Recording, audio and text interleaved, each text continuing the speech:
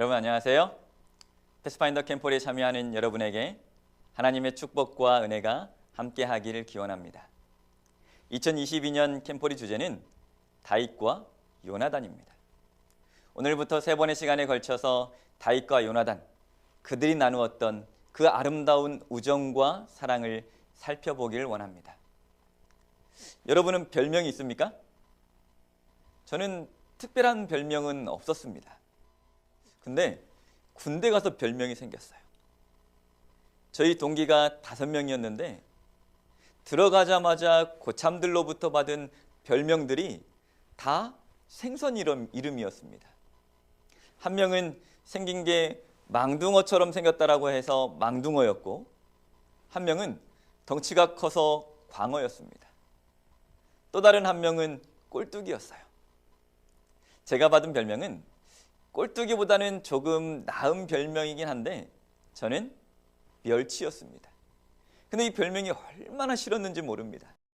이 별명을 받고 2주 만에 군인들이 가장 싫어하는 훈련 중에 하나인 유격훈련을 받게 되었습니다.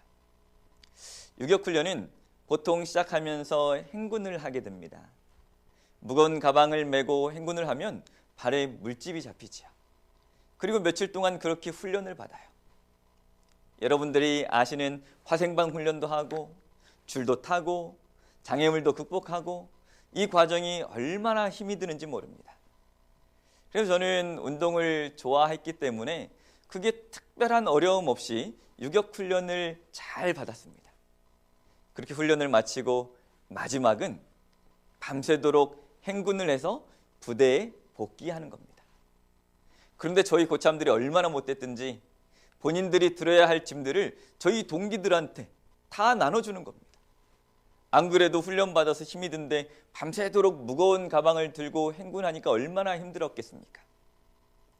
같이 간 동기 5명 중에 3명이 행군하다가 힘들어서 쓰러졌어요.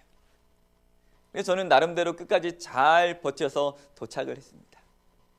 그 모습을 본 고참들이 제 별명을 바꿔줬습니다. 뭐라고 바꿔줬을까요? 네, 멸치긴 한데 특공멸치라고 별명이 바뀌었습니다. 오늘 이야기의 주인공인 요나단의 별명은 어떤 사람이 이야기하기를 비운의 왕자라고 이야기합니다. 그러나 인간의 관점에서 보면 요나단은 비운의 왕자 같지만 영원한 하나님의 나라의 관점에서 본다면 그는 위대한 하나님의 용사입니다. 다 같이 하나님 말씀 사무엘상 13장 2절의 말씀을 보겠습니다. 요나단이 게바에 있는 블레셋 사람의 수비대를 치매 블레셋 사람이 이를 들은지라. 사울이 온 땅에 나팔을 불어 이르되 히브리 사람들은 들으라 하니. 다윗과의 우정으로 우리에게 너무나 잘 알려진 인물, 이 요나단이 성경에 처음 등장하는 것은 사무엘상 13장 2절입니다. 이스라엘 초대 왕이었던 사울이 40세 사무엘 선지자에게 기름 부음을 받고 왕위에 오른 지 2년, 즉 사울이 42세가 되었을 때 사울은 이스라엘 사람 3,000명을 선발하여서 그중 2,000은 자기와 함께 있게 하고 나머지 1,000명은 아들 요나단에게 맡겨서 기브아에 주둔시킵니다. 이로 볼 때 요나단은 사울이 왕이 되기 전에 이미 일찍 태어난 맏아들이었음을 우리는 알게 됩니다. 이 시기에 요나단은 부친 사울을 도와서 블레셋과 암몬과의 전쟁에서 큰 공을 세운 용사였습니다. 다윗과의 우정으로 자신이 물려받을 왕위까지 양보했던 이 왕자 요나단은 어떠한 인물이었을까요? 성경에 나타난 요나단의 행적을 중심으로 그의 진면목을 살펴보기를 원합니다. 첫 번째, 요나단은 위대한 용사였습니다. 그의 나이 약관 20세 정도였을 것으로 추측됩니다. 그의 부친 사울은 그에게 군사 1,000명을 맡겨서 자신들의 본거지인 기브아를 지키게 할 정도로 그를 신뢰했습니다. 그러자 요나단은 이들을 지휘하여 이스라엘 땅을 침범한 블레셋의 수비대를 독자적으로 격파해버립니다. 이 일로 인해서 블레셋 군사들이 쳐들어와서 진을 치는데 그 붙인 사울이 백성들이 두려움에 사로잡혀서 도망치자 사무엘 선지자를 기다리지 못하고 본인이 번제를 드림으로 큰 책망을 받게 됩니다. 이런 위급한 상황에서 사무엘마저 떠나버리자 남은 군사들은 겨우 600명밖에 되지 않았습니다. 반면에 블레셋 군대는 병거가 3만이요 마병이 6천이요 보병은 헤아릴 수 없을 정도로 많았습니다. 하지만 요나단의 마음은 전혀 위축되지 않았습니다. 요나단은 붙인 사울과는 반대로 이 할례 없는 자들을 치도록 도우실 수 있는 여호와를 굳게 믿었습니다. 요나단은 종자 하나만을 데리고 적진으로 용감하게 돌격합니다. 그리고 승리합니다. 하나님께서 요나단과 함께 하셨습니다.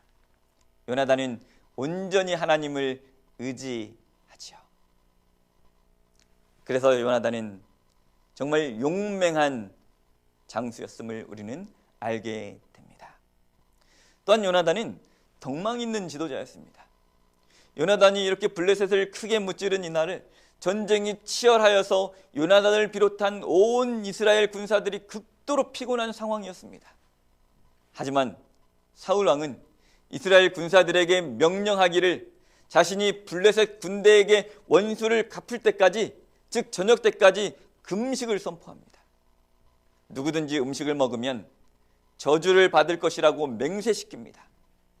그래서 이스라엘 백성들은 무척 허기졌지만 맹세를 두려워하여 아무도 음식을 입에 대지 못했습니다.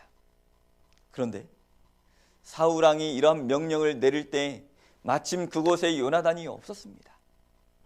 요나단은 너무 시장하여서 적을 추격하는 도중에 지팡이 끝에 들꿀을 찍어서 먹었습니다.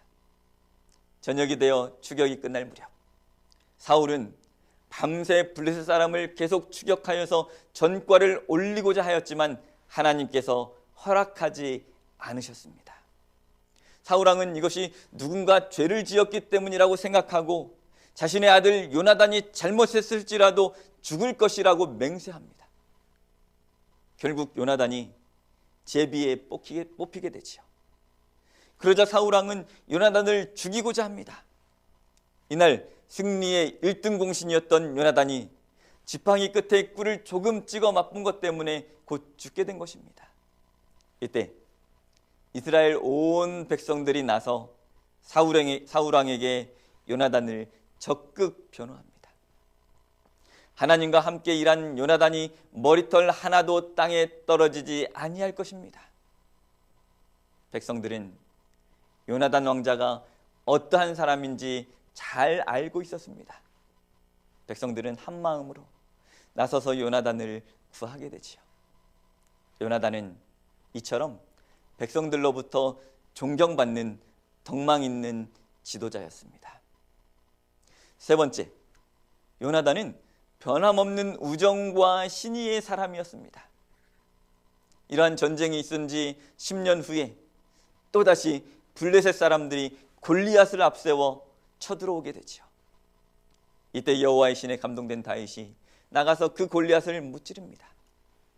이날 요나단이 다윗을 처음 만났는지는 불확실하지만 요나단은 다윗의 인품에 마음이 끌려서 그를 자신의 목숨처럼 사랑하게 됩니다. 그리고 요나단은 다윗과 의형제를 맺고 평생 의리를 지킬 것을 약속합니다.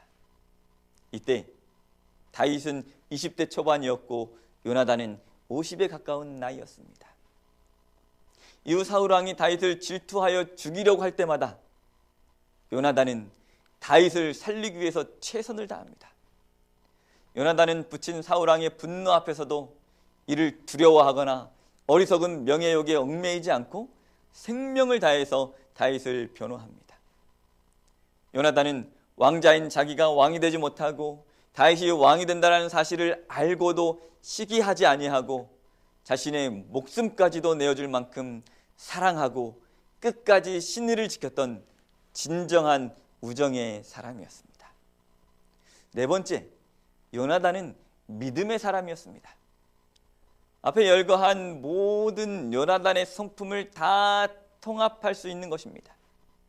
다시 말해 요나단은 온전한 믿음의 사람이었기 때문에 위대한 용사일 수 있었고 백성들로부터 존경받는 덕망 있는 지도자일 수 있었고 끝까지 다윗과의 언약을 지켰던 신의의 사람이 될 수 있었습니다. 요나단은 욕심 없는 순전한 믿음의 사람이었기 때문에 이스라엘의 다음 왕으로 다윗을 세우시려는 하나님의 섭리의 손길을 발견할 수 있었습니다. 자신이 왕위를 계승할 여러 가지 조건을 충분히 갖추었다라고 볼 수 있었겠으나 요나단은 하나님의 섭리를 인정하고 순복하였던 진정한 하나님의 사람이었습니다. 제가 신학과에 다닐 때 2학년이 되면 학과 전도사로 나가서 안식일에 봉사하게 됩니다. 그 당시에 학과 전도사로 배정받은 곳이 영문과였습니다.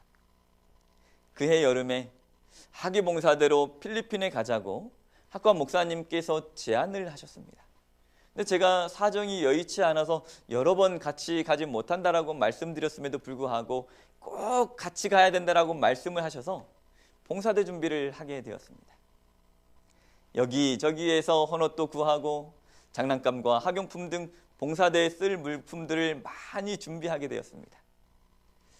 짐을 싸면서 비행기 수화물로 가져갈 수 있는 무게가 정해져 있기 때문에 저울을 가져다 놓고 무게를 정확히 재면서 화물이 초과되지 않도록 인원수에 맞춰서 짐을 정리를 했습니다. 필리핀으로 출발하기 위해서 공항에 도착을 해서 짐을 붙이게 되는데 근데 먼저 개인 짐을 붙인 것이 아니라 봉사대에서 쓸 용품들을 먼저 붙였습니다.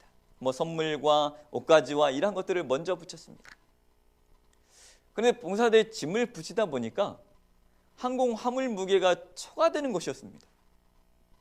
아직 개인 짐은 붙이지도 않았는데 이미 초과가 되었다는 거예요. 알고 보니 적정 항공 화물 무게를 잘못 알고 계산했던 겁니다. 이제 난감한 상황에 처하게 되었습니다. 개인 짐은 하나도 못 가져가게 생겼습니다. 가져가려면 많은 돈을 지불한 후에 가능한 상황이었습니다. 여기저기 알아봐도 돈을 지불하는 방법밖에는 없었습니다. 그런데 그 돈을 지불할 수는 없었습니다. 이미 예산이 빠듯했기 때문이죠. 여기저기 바쁘게 알아보고 있는 가운데 영문과 학생들이 공항 한가운데 모여서 무릎 꿇고 기도하기 시작했습니다. 간절히 기도를 마친 후에 눈을 떠보니 한 무리의 아주머니들이 계셨어요. 한 학생이 가서 그 아주머니들에게 혹시 어디까지 가시냐라고 물으니까 필리핀에 봉사활동을 가신다라는 것이었어요. 항공편을 물어보니까 우리와 같은 비행기를 타고 가는 것이었습니다. 그래서 혹시 짐이 얼마나 되냐고 물으니까 본인들은 의사인데 이미 그곳에 다 준비가 되어져 있고 본인은 조그마한 캐리어 그리고 그 비행기 안으로 가져갈 수 있는 그 캐리어 하나만 가지고 간다는 거예요. 그래서 저희 사정을 이야기하고 혹시 저희 짐을 붙여주실 수 있습니까? 라고 말씀을 드렸더니 흔쾌히 본인들 짐으로 붙이겠다라는 것이었습니다. 하나님의 인도하심을 느끼는 순간이었습니다. 위대한 용사이자 덕망 있는 지도자이자 변함없는 우정과 신의의 사람 그리고 믿음의 사람 요나단과 다윗 정말 그들은 하나님을 신뢰하고 하나님의 뜻에 따르는 사람들이었습니다. 하나님께서 그들의 삶을 인도하셨음을 우리는 보게 됩니다. 하나님의 사람 다윗과 요나단처럼 정말 하나님 말씀에 순종할 수 있는 우리 모두가 되기를 간절히 바라면서 첫 번째 말씀을 마치도록 하겠습니다.